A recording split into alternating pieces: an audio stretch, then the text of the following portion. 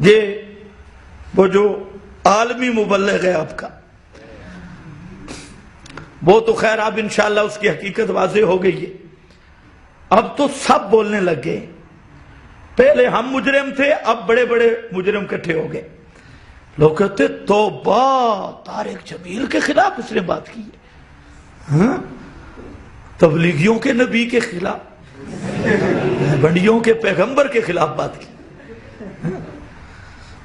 وہ درجہ دیا. ہاں سارے بگڑ جاتے.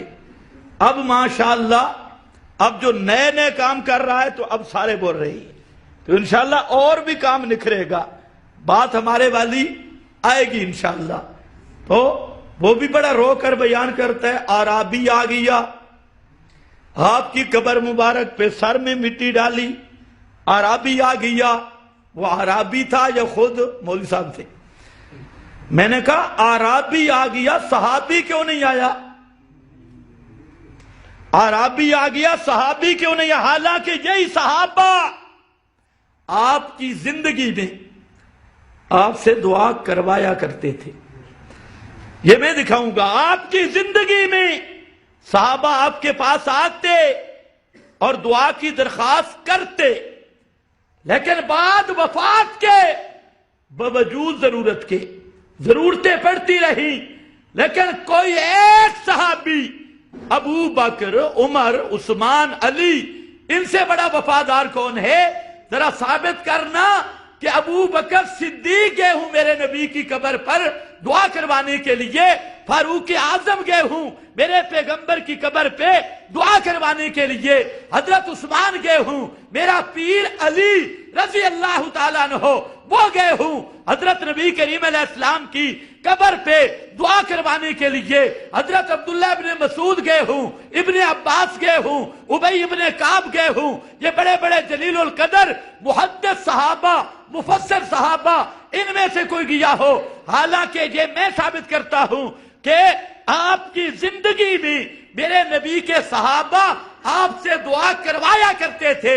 آخر کیا وجہ ہے کہ موت کے بعد آپ کی قبر بھی مدینہ میں موجود، اور اس وقت یہ روزے بھی نہیں، جالیاں بھی نہیں، گنبد بھی نہیں، کوئی چیز موجود نہیں تھی، لیکن کوئی ایک صحابی بھی پیغمبر کریم کی قبر پہ جا کے دعا کی درخواست نہیں کرتا.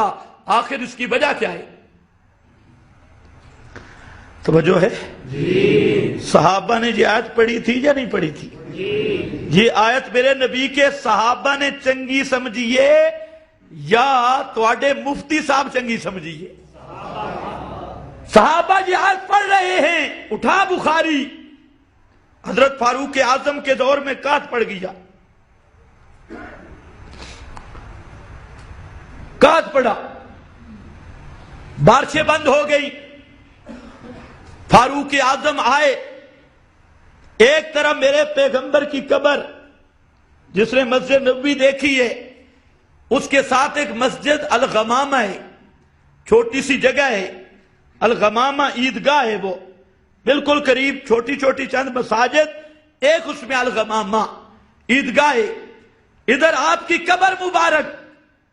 لیکن حضرت فاروق اعظم اس جگہ پہ آئے، اس نشان پہ آئے اور منبر پر حضرت عباس کو بٹھایا. حضرت عباس میرے نبی کے چچا، ان کو منبر پر بٹھا دیا. حضرت عباس کی داڑھی سفید تھی اور فرمایا کہ تو دعا کر.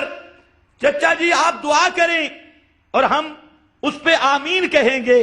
تو حضرت عباس رضی اللہ تعالیٰ عنہ منبر پہ بیٹھے تو فاروق اعظم نے وہاں پر جملہ کہا، فرمایا عرض کی یا اللہ انا کننا نتوسلو پہ بھی دھوکہ نہ لگے.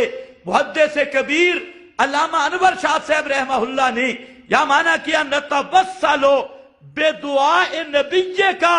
اللہ کے نبی جب زندہ تھے، دنیا میں تھے، تو ہم دعا کے لیے اللہ کے نبی سے دعا کروایا کرتے تھے. نتوسلو بے دعائے نبی، آپ کے نبی کی دعا کروا کے ہمارا یہی توسل تھا کہ ہم کہتے اللہ کے رسول دعا کرتے تھے. آج محمد کریم صلی اللہ علیہ وسلم دنیا میں زندہ نہیں ہیں، اس لیے نتوسل بعم نبیک، آج ہم دعا کے لیے نبی کے چچا حضرت عباس کو آگے کر رہے ہیں، اپنا قائد بنا رہے ہیں۔ اللہ ان کی دعا کو قبول کر۔ یہ طریقہ ہے میرے نبی کے صحابہ کا۔ قبر ساتھ موجود ہے، توجہ ہے آپ کی؟ اور میں کوئی گپ نہیں سنا رہا۔ البدایہ میں لکھا ہے، زرقانی نے لکھا ہے، فلانے نے لکھا ہے، یہ جو فراڈی بیان کرتے ہیں فلانی تاریخ میں آیا، یہ مسئلہ تاریخ شاریخ کا نہیں ہے، یہ مسئلہ عقائد کا ہے، اور یہاں دلیل بھی وہ دے جو عقائد میں معتبر ہو۔ تو خیر، وہاں پر فرمایا سب صحابہ موجود ہیں، کسی صحابی نے یہ نہیں کہا وَلَوْ أَنَّهُمْ إِذْ ظَلَمُوا أَنفُسَهُمْ جَاءُوكَ، آیت نہیں پڑھی کسی ایک صحابی نے بھی۔ چلو حضرت فاروق اعظم اگر بھول گئے تو باقی صحابہ بتا دیتے۔ سورہ نساء میں یہ آیت ہے، پیغمبر کریم کی قبر قریب ہے تو آپ کی قبر پہ جانا چاہیے، لیکن نہیں، سب کے سب صحابہ خاموش ہیں۔ اس کا نام ہے اجماع الصحابہ، اس کا نام ہے اجماع الصحابہ۔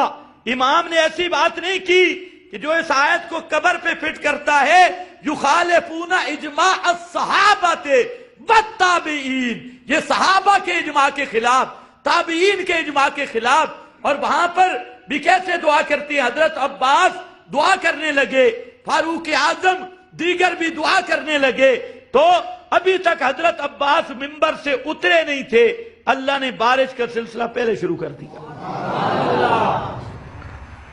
اور یہ کننا نتوسل، یہ حوالہ دے رہے ہیں، وہ آپ نے سنا ہے اعرابی آیا تھا دیہاتی، جو بخاری کی حدیث ہے، اس میں ایک صاحب نے کہا تھا دعا کا، آپ نے دعا کی تھی اور ابھی آپ منبر سے نہیں اترے تھے کہ بارش شروع ہو گئی تھی۔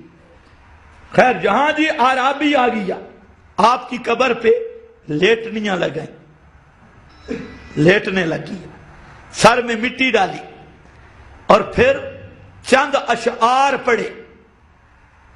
عطا بھی بیان کرتا ہے، چند اشعار پڑھے، نودی من قبر ہی، قبر سے آواز آئی، قد غفر لک، تیرے گناہ معاف ہو گئے۔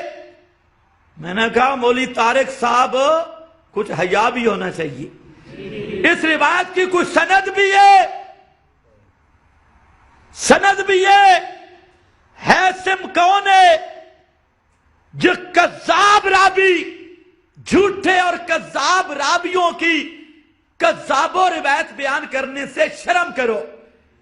اس کی امام ابن تیمیہ نے، حافظ ابن القیم نے، بڑے بڑے ائمہ نے لکھا موضوع کذب مختلق، یہ نرا جھوٹ کا جھوٹ ہے، اس کی کوئی سند نہیں۔ تو قیامت کے دن خدا کو کیا منہ دکھاؤ گے؟ پیغمبر پہ جھوٹ بولتے رہے، اب پیغمبر کی قبر پہ بھی جھوٹ بولنا شروع کر دیا۔ اور جی عطا بھی بیٹھا تھا، یہ عطا بھی کون تھا؟ اس کے بارے میں علماء نے لکھا کانا مشتہرم بالشراب، یہ مشہور شرابی آدمی تھا۔ اب طارق جمیل کو روایت مل گئی ایک شرابی کی، عطا بھی بیٹھا تھا۔ اور میں کہتا ہوں ذرا یہ بھی ہوش کر، یہ آپ کی قبر مبارک ام المومنین کے حجرہ میں تھی، ام المومنین حجرہ میں رہی آخری زندگی تک، آخر تک رہی، تو وہ اعرابی آپ کی قبر تک پہنچا کیسے؟ شرم نہیں آتی تمہیں؟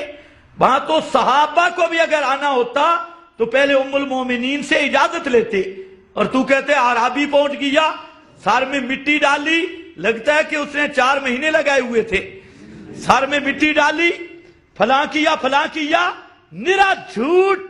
اور یہ رابی متہم بالزند کا، محدثین کہتے ہیں زندیق ہونے کے ساتھ متہم، یہ زندیق رابیوں کی روایتیں ایسے چیز میں پیش کرنا یہ 2 نمبر کا فراڈ ہے۔